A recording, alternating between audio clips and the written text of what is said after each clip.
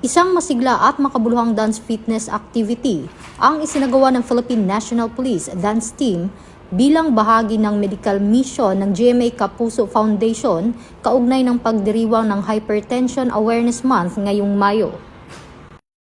Ganap na alas 8 ng umaga, Mayo 2 taong kasalukuyan ng pangunahan ng PNP Dance Team sa ilalim ng pangangasiwa ni Police Colonel Luis E. Gisik, Chief ng Community Affairs and Development Division.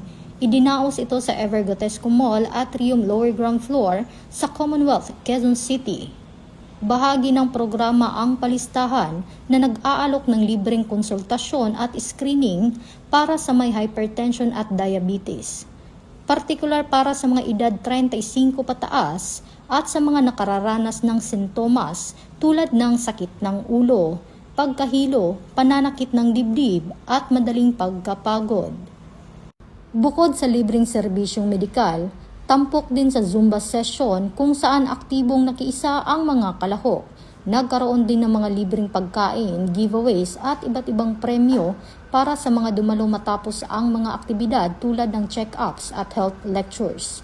Layunin ng nasabing medical mission na mapalawak ang kaalaman ng publiko tungkol sa hypertension at mahikayat ang mamamayan na pangalagaan ang kanilang kalusugan sa pamamagitan ng regular na ehersisyo at konsultasyon.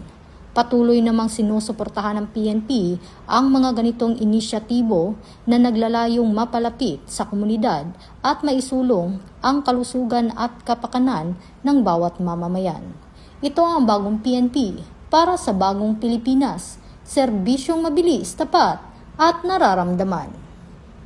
Mula sa Police News Network, ako po si Patrolwoman Rezalie Umalay, alagad ng batas, tagataguyod ng Balitang Pulis.